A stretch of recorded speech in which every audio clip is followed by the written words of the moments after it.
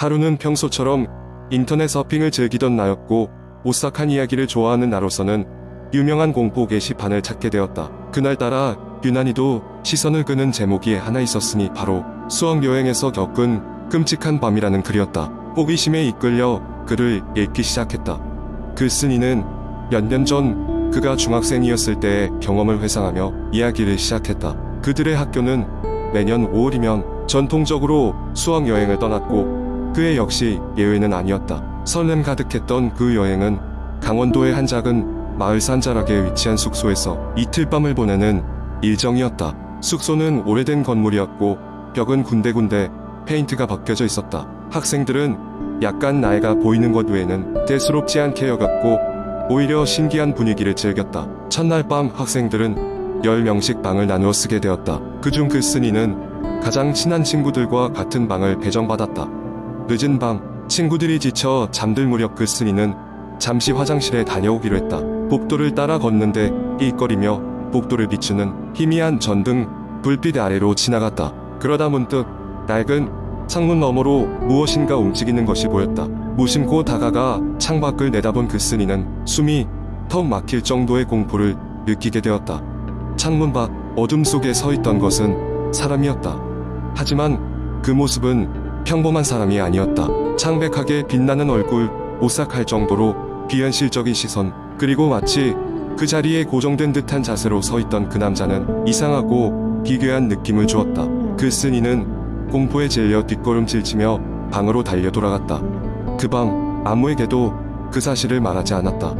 막상 이야기하면 아무도 믿어주지 않을 뿐더러 단순한 착각이었을지도 모른다는 생각에 그저 잠자리에 눕기로 했다. 하지만 잠이 오지 않았다. 머릿속에는 계속해서 창문 밖의 얼굴이 떠올랐다. 이튿날 학교 측에서는 학생들에게 그 마을 근처의 유명한 관광지를 둘러보는 시간을 주었다. 하지만 글쓴이의 머릿속에서는 어젯밤의 일이 떠나질 않았다. 친구들에게도 슬쩍 이야기를 꺼내보았지만 모두가 농담으로 받아들였고 그 역시 반신반의하며 스스로의 눈을 의심하기로 했다. 하지만 그날 밤 끔찍한 일은 다시 벌어졌다. 두 번째 밤 숙소 전체에 정전이 발생했다. 그날따라 비까지 거세게 내려 모든 것이 더욱 으스스하게 느껴졌다. 비상전등이 켜지긴 했지만 복도와 방 안은 여전히 음침했다. 글쓴이는 기분을 전환할 겸 아까비 안에서 뭔가 떨어진 소리를 듣고 다시 복도로 나왔다. 그러나 자신만이 복도에 있지 않다는 것을 금방 깨달았다. 어두운 복도 끝에 딱딱하게 서 있는 실루엣이 보였다. 그가 바로 어젯밤 창밖에서 마주쳤던 그 남자였다. 글쓴이는 본능적으로 뒤로 돌아서 도망치려 했지만 이상하게도 몸이 움직이질 않았다. 그 남자는 점점 가까이 다가왔고 글쓴이는 그의 끔찍한 얼굴이 점차 뚜렷하게 보였다. 그 순간 글쓴이는 기절하듯 쓰러졌고 모든 의식이 끊겼다. 다행히도 쿵 하고 쓰러지는 소리에 놀란 친구가 그를 발견하고 급히 교사를 불러 긴급 조치를 취할 수 있었다. 글쓴이는 이후 깨어났고 친구들과 교사들의 도움으로 안전하게 여행을 마칠 수 있었다. 나중에 알고 보니 그 남자 외정체는 그 숙소에 얽힌 전설 같은 이야기였다고 한다. 오래전 그곳에서 일어났던 비극적인 사건의 희생자가 여전히 떠돌고 있다는 소문이었다. 그 이후로도 글쓴이는 그 사건을 한동안 잊지 못했고 그날의 공포는 생생하게 기억 속에 남아있다. 이 이야기를 마치며 글쓴이는 각자의 여행에서 겪은 신비로운 경험이나 이상한 일들이 있다면 절대 가볍게 넘기지 말라는 당부로 글을 마무리했다.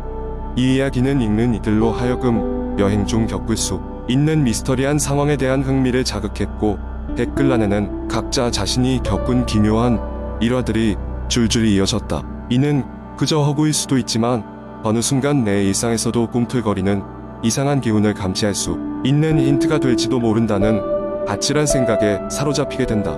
두 번째 이야기. 어느 날 늦은 밤 인터넷을 돌아다니던 중 나는 우연히 한 폐쇄형 커뮤니티에 초대장을 받았다.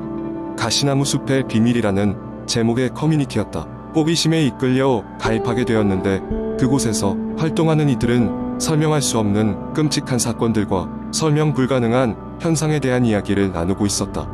나 또한 대수롭지 않게 생각하면서 단순한 스토리일 거라고 예상하며 글을 읽기 시작했다.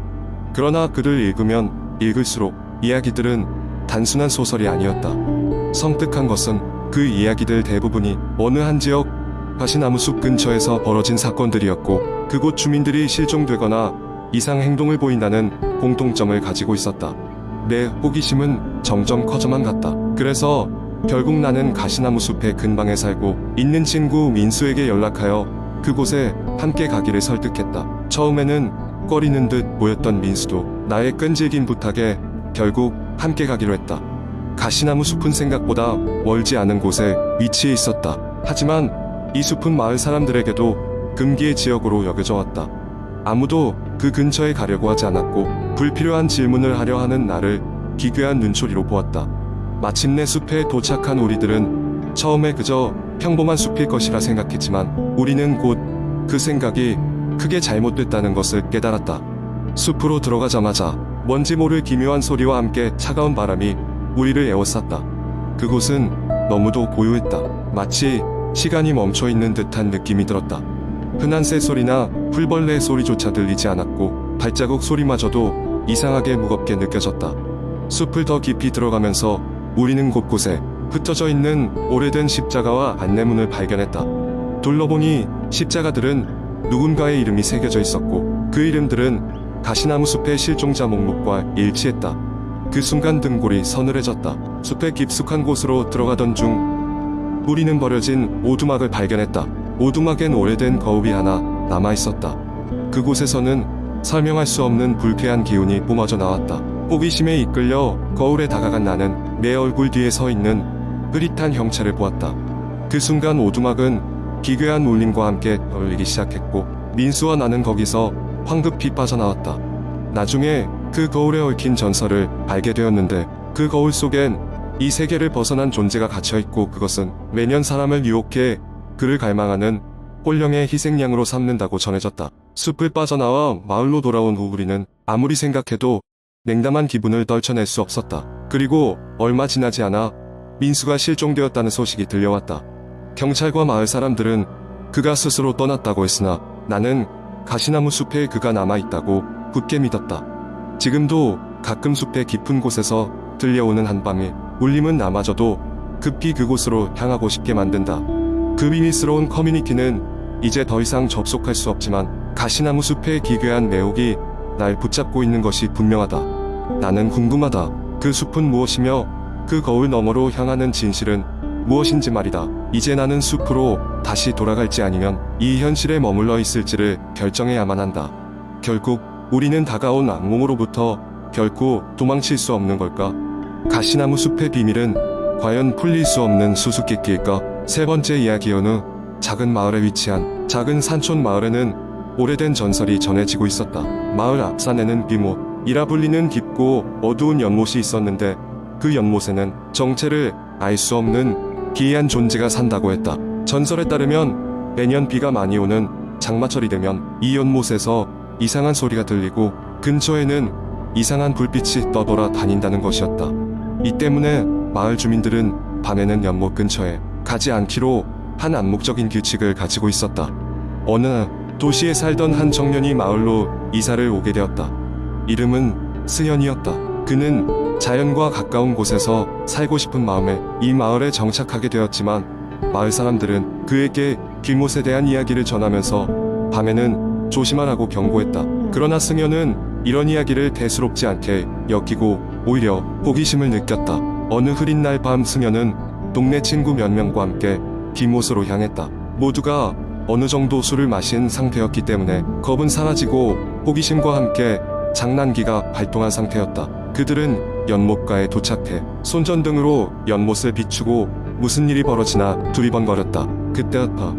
갑자기 연못 가운데서 이상한 물방울이 튀더니 희미하게 형체를 알아볼 수 없는 검은 그림자가 연못 위로 떠오르는 것이 보였다.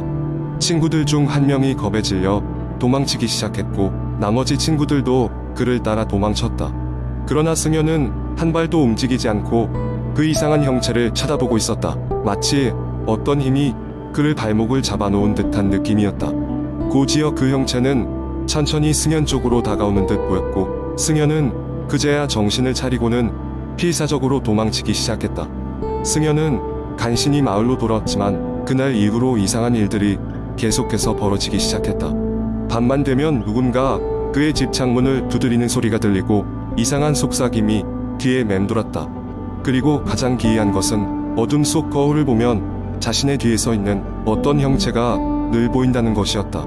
승현은 점점 지쳐갔다. 밤잠을 설치기 일쑤였고 자신의 뒤를 계속 따라다니는 그 형체가 너무 두려웠다. 그는 마을 사람들에게 도움을 청하기로 했다.